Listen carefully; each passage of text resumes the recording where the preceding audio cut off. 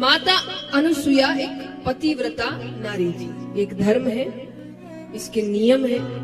आप जितनी कठोर रूप से नियमों का पालन करते हैं उतनी पतिव्रता नारी कहलाते हैं। उस वक्त उनके जितनी पतिव्रता नारी और कोई नहीं थी।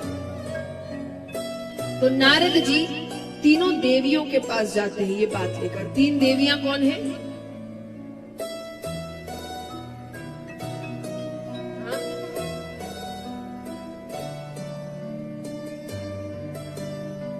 एक गलत, 2 सही।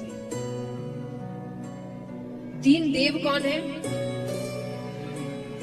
ब्रह्मा, विष्णु, महेश। तो 3 देवियां कौन हुई?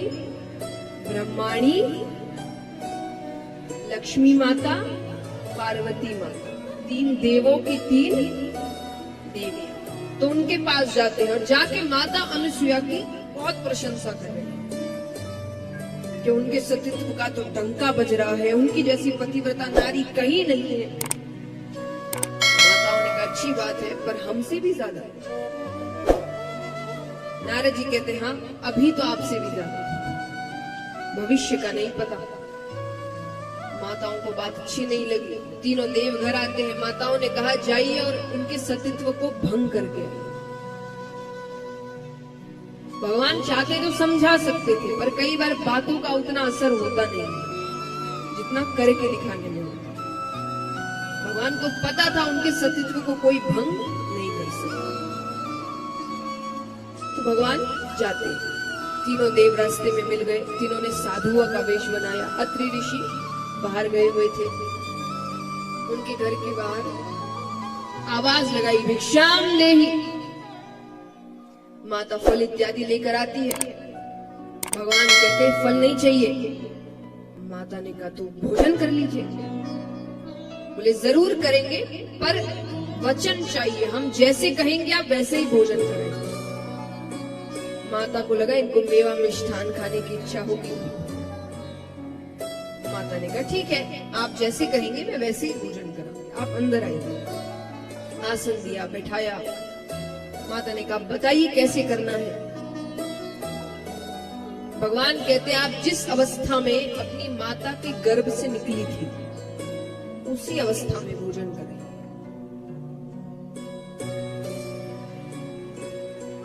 माता कहती है ये बात कहते हुए आपको डर नहीं लग रहा?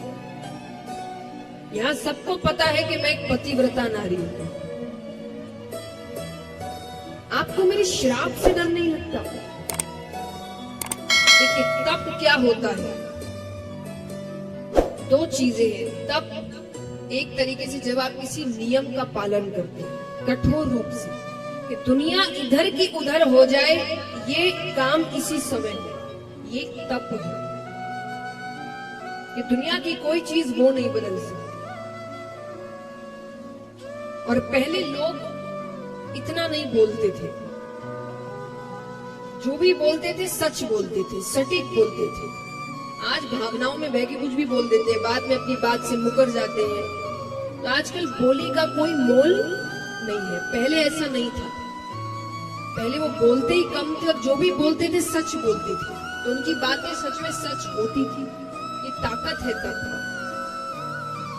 कई बार हम देखते ना कि जो बहुत आध्यात्मिक लोग होते हैं उनकी बातें सच होती हैं, उनके काम जल्दी होते हैं। क्यों होता है ऐसा? वो एक तप है। तो जो इंसान, जो 3 गुण है, सात्विक, राजसिक, तामसिक, सात्विकता की ओर जितना ज्यादा बढ़ता है उतना वो अपने आप में आध्यात्मिक होता जाता है। उसकी बातें सच होती है, उसके काम जल्दी होते हैं। ये सच्ची बात है। आप अगर सच में उस राह पर चलना शुरू करेंगे, आप खुद महसूस करेंगे। आप अपने आसपास के लोगों के साथ कई बार महसूस करते होंगे कि जो बहुत आध्यात्मिक होते हैं उनके साथ होता है। हमें कई बार लगता है उसका काम तो ऐसे ही हो जाता है। अरे उसने बोला था ये बात कैसे? क्योंकि वो ताकत है आध्यात्मिकता की। क्योंकि वो तप है, वो करने में मेहनत लगती है, सालों लगते हैं, त्याग लगता है, तब जाके वो स्थिति आती है। ऐसे ही ऋषिगण जो बोलते थे हो जाता था, कैसे होता है? जादू थोड़ी है, ये तप है। और मनुष्य के अंदर ये करने की ताकत है, हर मनुष्य के अंदर। वो करता नहीं है बात।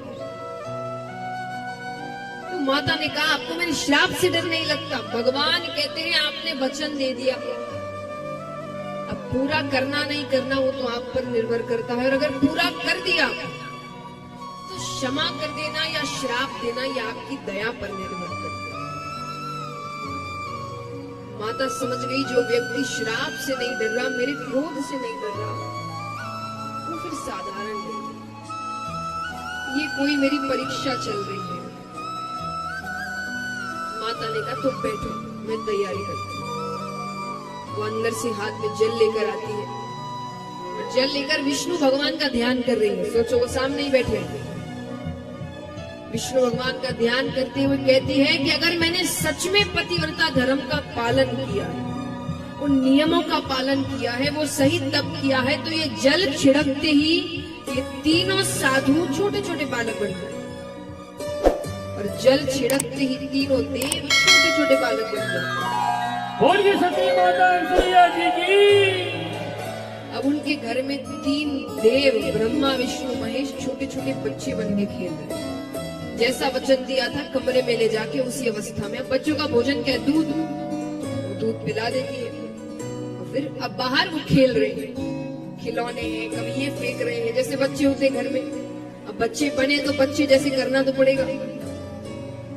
आइए हम भी प्रार्थना करते हैं कि हमारे साथ भी कभी ऐसा हो कि भगवान हमारे घर भी आए बच्चे स्वरूप।